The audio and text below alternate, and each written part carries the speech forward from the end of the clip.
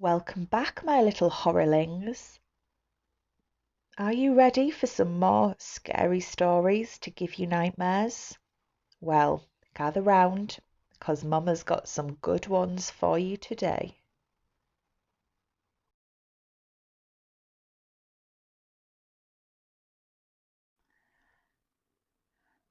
We have long moved out of that house, but the incidents still haunt me to this day. This happened about 10 years ago. I'm 21 now. We have a small family. There's my mom, me, and my father. My father worked from 7 a.m. to 9 p.m., so he was not home for the most part of the day. My mother taught at a local preschool and was home by around 1 p.m. I'd come home from school at around the same time. One day I came home from school and called out for my mother, but I got no reply. I went into her bedroom and saw her sleeping. I figured she must be tired, so I didn't bother her. I made myself a sandwich and went to her room to sleep next to her. She started stroking my hair, not really saying anything, and I fell asleep too. It must have been about 30 minutes later when I heard the doorbell ring. I got up and saw that my mother was not in bed anymore.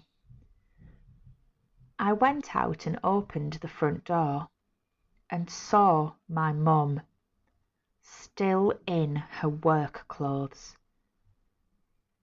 I was confused. She frantically apologised to me for getting home late. One of her students had had an incident at school. She asked me if I'd eaten anything. I was so confused, but I replied that I had made myself a sandwich and didn't tell her anything else. A few days passed. It was a Saturday, so both of my parents were at home.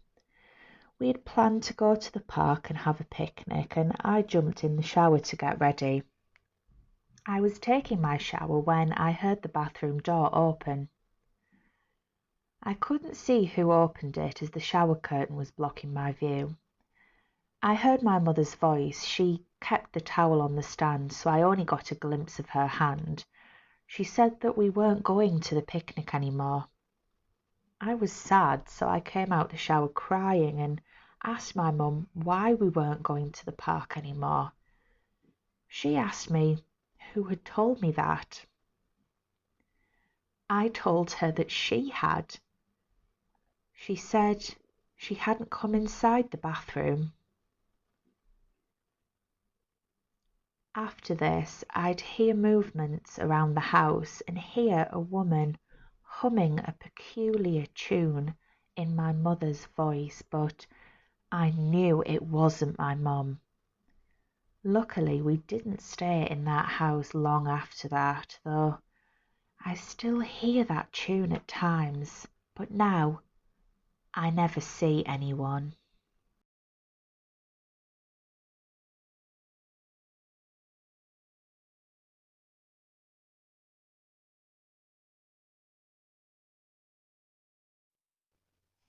Having had a fair share of unexplainable paranormal experiences, this one stands out quite a bit, as a disembodied voice for some reason scared me a lot more than any physical being I've encountered yet.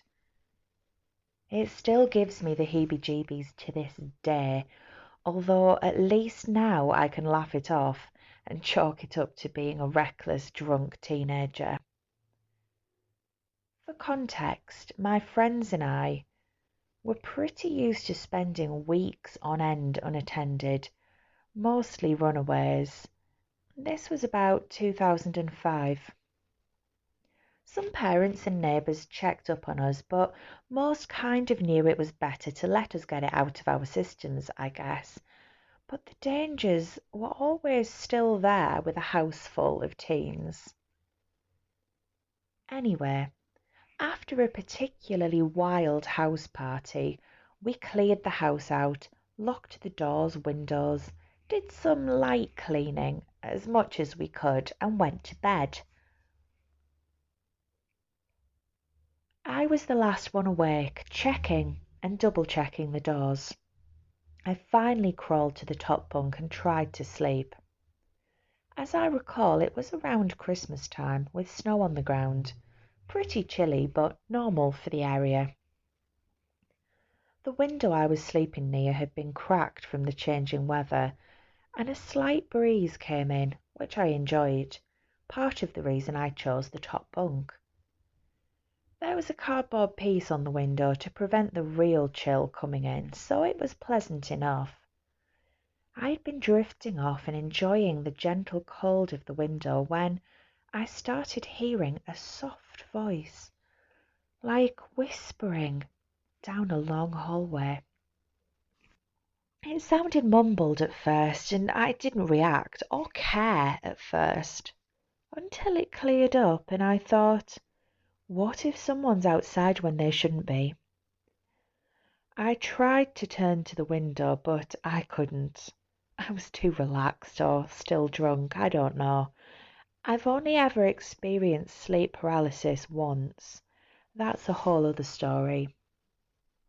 The voice became clearer when I realised I couldn't really move, and it was calling my name, urging me to join it, beckoning me to jump out of the broken window and run to it, to be with it at once, all the while growing in volume until it was nearly screaming in my ears as if it were in the bed next to me. Now, this is just paraphrasing.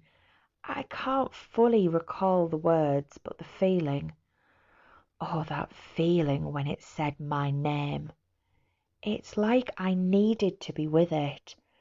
As much as I knew it was dangerous and a bad idea, I can remember that feeling, that need. I was so willing to do anything in that moment to follow what it was saying. I could already see myself jumping out the broken window from 2 stories and running through the woods in the snow shoeless and bleeding most likely to a horrible death. But I snapped out of it. Someone was pounding on the front door. It sounded like they were trying to break in. I tried to get up, but by the time I got myself together, the bedroom door flew open and my uncle was there. Pale, eyes wide, like he'd seen a ghost. He asked where his daughter was. She was safe on the bottom bunk. He explained that he'd had a bad feeling about us, knowing how we liked to party. He didn't mention if he'd seen anything as he drove up. I kind of think he did. It was pretty well known to see odd things at that house and in the immediate area. I told everyone when they woke up, but didn't mention much after that. I still think of it sometimes, wondering what could have happened if I did go, wondering what it was. Thank you for listening, my lovely horrorlings. I hope that you enjoyed tonight's stories and that they won't cause you too much trouble getting off to sleep. Remember to subscribe and hit the notification bell to find out first about more videos just like this one.